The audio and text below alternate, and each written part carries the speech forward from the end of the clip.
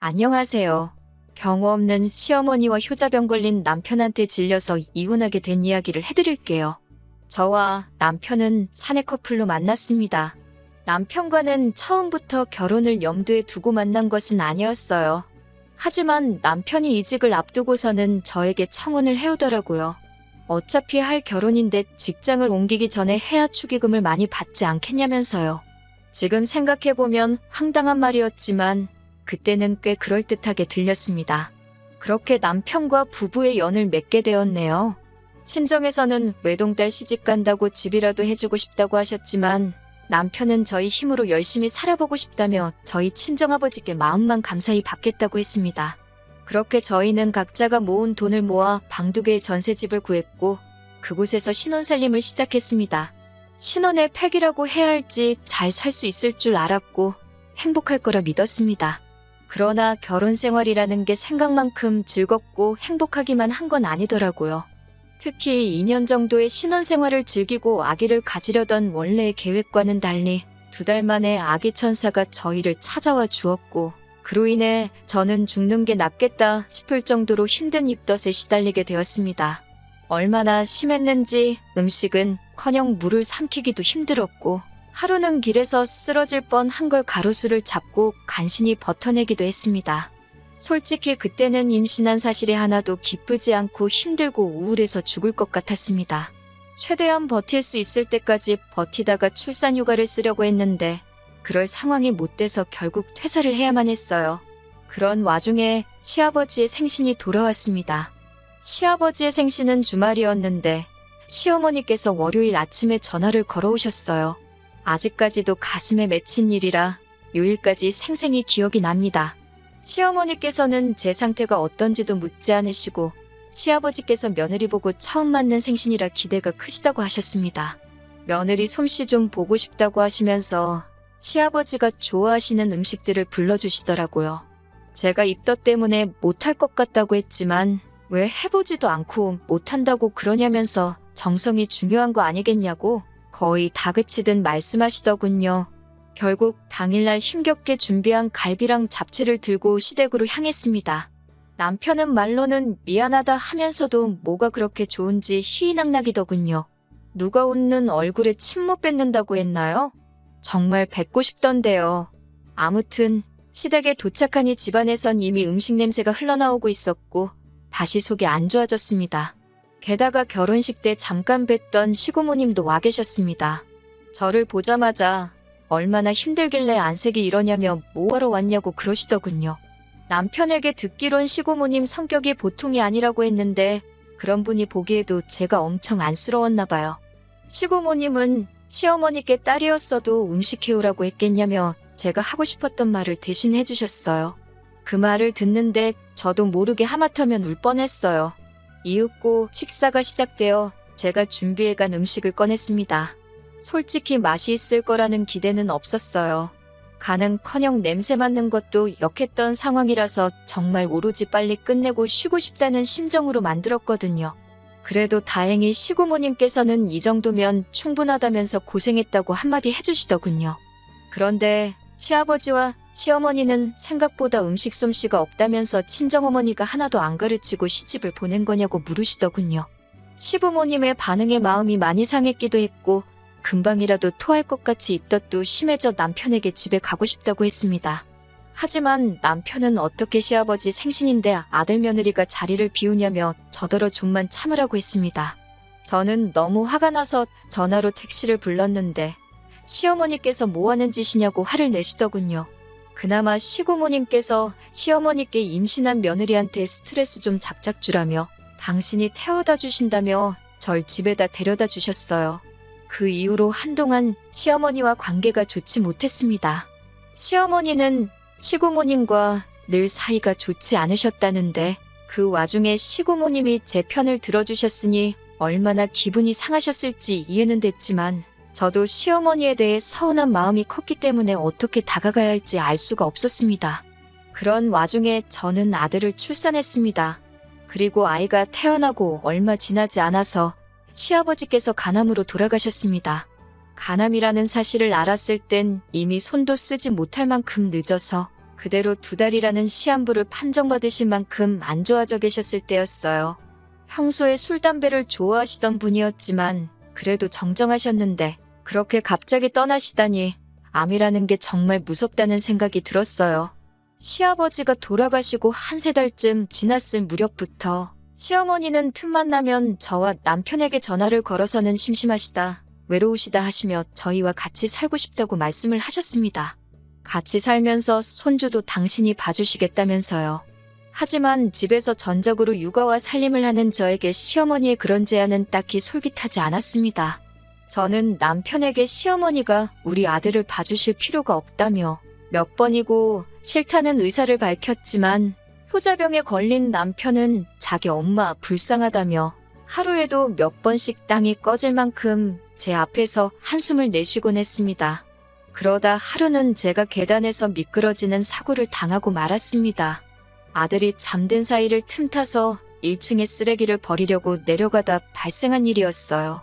넘어진 직후에는 그럭저럭 괜찮은 것 같아서 파스만 붙이고 말았는데 하루하루가 지날수록 허리가 뻐근한 게 움직이기가 어려웠고 그러다 보니 집안일에도 소홀할 수밖에 없었습니다.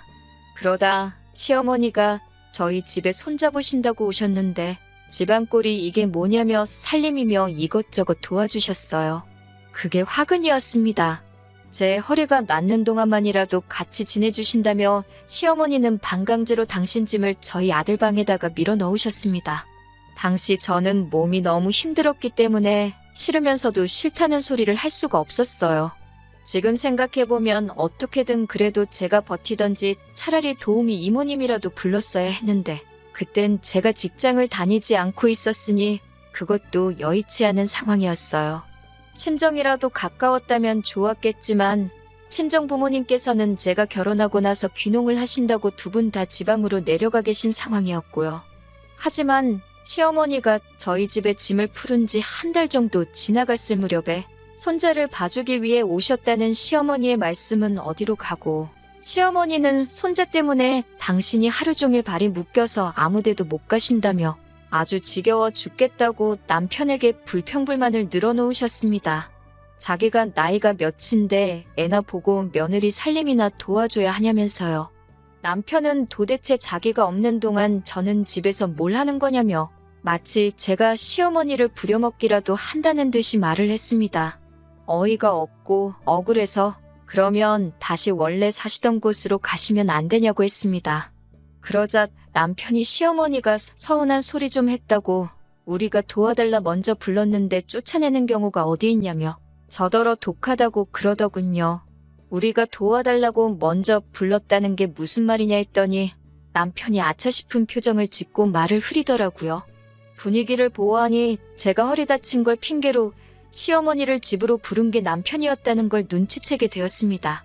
어차피 나갈 생각도 없어 보이고 좋으나 싫으나 제가 허리 때문에 고생할 때 시어머니 덕을 아예 보지는 않았다고 할 수도 없으니 단도직입적으로 시어머니께 어떻게 하길 원하시는 거냐 물었습니다. 적어도 앞으로의 불협화음을 미리 예방하고자 했던 거였어요. 당장은 피할 수 있는 일이 아니라는 걸 알기에 최대한 맞춰가면서 지내보려고 노력한 거예요. 여기는 제 집이니까 집안일은 저더러 하라고 하시더군요. 대신 당신이 이미 아들도 키워낸 경험이 있으므로 손자 양육을 담당하시겠다고요.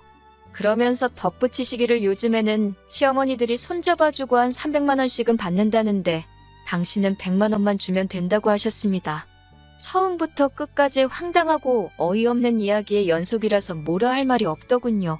결국 저는 친정어머니께 그동안 있었던 일들을 말씀드렸습니다. 친정아버지의 성격이 보통이 아니시기도 하고 친정어머니를 걱정시키는 것도 다 큰딸이 할 짓은 아닌 것 같아서 말을 안 하고 있었는데 이러다간 제가 화병으로 죽겠다 싶어서 어쩔 수 없이 털어놓았네요. 친정어머니는 뭐 그런 경우가 있냐며 당장이라도 귀농 생활을 정리하고 올라오신다고 저보고 너무 걱정 말라 하셨습니다. 그때만 해도 진짜 올라오실 거라고는 생각도 못했고요. 그런데 정말 한 달 정도 지나고 나서 친정부모님이 정말로 저희 집에서 10분 거리로 이사를 오셨습니다. 모든 사실을 알게 되신 친정아버지가 딸이 개고생을 하고 있는데 농사가 뭐가 중요하냐며 다 정리하고 오신 거였죠. 저는 남편에게 친정 부모님이 가까이에 이사를 오셨고 손자도 봐주신다고 하니 시어머니는 정말 가셔도 좋을 것 같다고 했습니다. 남편은 생각지도 못했던 이야기에 당황한 듯 했지만 그래도 어떻게 들어와서 사시는 분을 나가라고 하냐며 버티더라고요. 어느 정도 예상은 했지만 생각하는 척도 안 해보는 남편에게 크게 실망했어요. 시어머니나 남편에게는 따로 아무 말도 하지 않고 저 혼자 아들만 데리고 친정으로 향했습니다. 남편은 늘 저희 친정아버지를 무서워했기 때문에 절대로 막무가내로 찾아오지 못할 거란 걸 알고 있었거든요. 그런데 일주일 뒤 시어머니께서 전화를 걸어오셨습니다. 당신이 졌다며 저더러 손자랑 돌아오라고 하시더군요.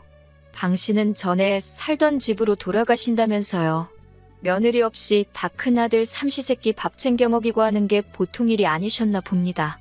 기왕 이렇게 된 거 남편 정신 좀 똑바로 차리라고 한 3일 정도를 친정에서 더 버티다 집으로 들어갔어요. 여기서 끝이었다면 그래도 아이도 있는데 제가 이혼까지 생각하지는 않았을 거예요. 지난해부터 저는 다시 직장 생활을 시작했습니다. 친한 언니가 창업을 하는데 같이 하게 되었어요. 그래서 출근할 때 아들을 옆에 사는 친정어머니께 부탁드리고 퇴근할 때 데리고 오는 일상이 시작되었습니다. 한 달에 70만 원씩 드렸는데 그나마도 손자 옷이다 신발이다 그런 것들에 쓰셨어요. 죄송하고 감사하고 복잡한 마음이었습니다.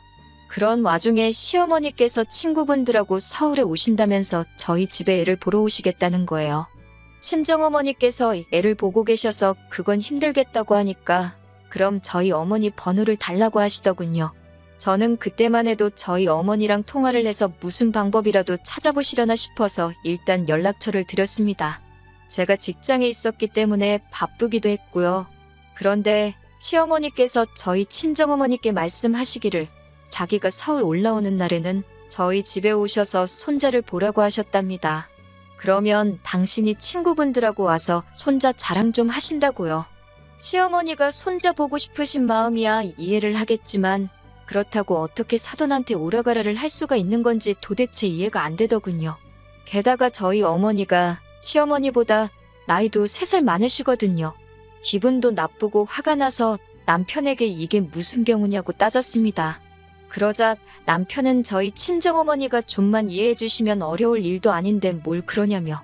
그리고 장모님도 그냥 해주시면 되지. 딸한테 미주알 고주알 뭐하러 이야기를 하신 건지 모르겠다는 거예요. 저는 친정어머니께 그렇게 안 하셔도 된다고 했습니다. 제가 알아서 해결할 테니까 시어머니 전화도 받지 말라고 했어요. 그리고 시어머니가 올라오신다던 당일이 되었습니다. 평소와 다름없이 회사에서 일을 하고 있는데 시어머니에게서 전화가 걸려왔어요. 집에 왔는데 너네 엄마도 없고 내 손자도 없는데 어떻게 된 거냐고 그러셨습니다. 너네 엄마라는 말도 어찌나 귀에 거슬리던지요. 저는 지금 친정어머니께선 댁에 계시고 제 아들도 거기 있다고 대꾸했습니다. 그러자 아니 내가 온다고 했는데 너네 엄마는 왜 그런 것도 기억을 못하냐며 혹시 치매 아니냐고 그러시더군요. 그 말을 듣자 저도 순간 이성을 잃고 말았습니다. 말씀하실 때 생각 안 하고 하실 거냐고 따지듯 물었더니 저더러 농담도 못하냐며 집에 들어가 있을 테니까 니네 엄마한테 전화해서 빨리 손자 데리고 오라고 하랍니다. 남편이 그새 현관 비밀번호도 알려줬더군요. 제가 그럴 일은 없을 거라고 하곤 전화를 끊었습니다. 얼마 지나지 않아 바로 남편에게 전화가 걸려왔어요. 손자 좀 보여달라는데 돈 받고 손잡아 주시면서 너무 유세 부리시는 거 아니냐고 빈정대더라고요. 그제서야 누구한테 뒤통수라도 맞은 듯 정신이 번쩍 들었습니다. 결국 그날 시어머니는 손자를 못 보고 집으로 돌아가셨고 집안은 난리가 났습니다. 당신이 친구분들과 같이 온다고 했는데 저와 저희 어머니 때문에 개망신을 당하셨다면서요. 저는 말 같지도 않은 이야기를 인내심 있게 다 들어줬습니다. 그리고는 남편에게 무엇을 원하는 건지 물었어요. 남편은 저와 저희 친정어머니가 진심 어린 사과를 했으면 좋겠고 앞으로도 이런 일이 있으면 적극적으로 협조하여 아들을 볼 수 있게 해주면 좋겠다고 하더군요. 저는 웃으며 그런 일은 없을 거라고 꿈깨라고 손자를 보고 싶으시면 제 친정어머니께 진심으로 사과하셔야 할 거라고 경고했습니다. 남편과 저는 며칠 동안 서로 한마디도 나누지 않았습니다. 저는 일부러 아들을 친정에서 데려오지 않았는데 친정아버지를 무서워하던 남편은 차마 찾아가 보지도 못하더라고요. 저런 인간을 믿고 사느니 차라리 이혼하는 게 낫겠다 싶었습니다. 남편은 그게 무슨 말도 안 되는 소리냐고 헛소리하지 말라고 했지만 저는 결국 이혼 소송을 걸었어요. 시어머니의 억지와 어떤 상황에서도 해결할 의지가 없는 남편을 참고 살 바엔 혼자 사는 게 훨씬 낫겠다는 판단이었습니다. 이혼 소송 중 제일 관건은 양육권이었는데 결과적으로 제가 이겼습니다. 친정 부모님의 재산과 제가 버는 수입이 남편 쪽보다 많았고 친정어머니께서 손자를 봐주고 계셨다는 점과 제가 직장을 다니기 전까지 남편의 도움 없이 아이를 키웠다는 점을 인정받았거든요. 엄마라는 지위도 한몫했고요. 지금은 친정 부모님과 함께 지내고 있습니다. 한 달에 한 번씩 남편과 시어머니에게 아들을 보여주고 있어요. 만날 때마다 다시 합치면 안 되냐고 얼마자 질척이는지 몰라요. 남편은 돈이 없어서 아들을 뺏긴 게 분하다며 코인을 하다가 그나마 모아둔 얼마도 날렸다며 한탄을 하는데 보고 있자니 한심하기 짝이 없더군요. 시어머니는 돌이켜 생각해보니 그래도 저만한 며느리가 없었다며 자기가 이제 정말 딸같이 잘해줄 테니 마음 고쳐먹고 돌아오라는데 웃음만 납니다. 아들이 어떤 결정을 내릴 수 있는 나이가 될 때까지는 아버지인 남편과 할머니인 시어머니를 만나게 할 생각입니다. 날씨가 많이 습하고 더워졌네요. 그래도 다들 기분 좋은 하루 되시길 바랍니다.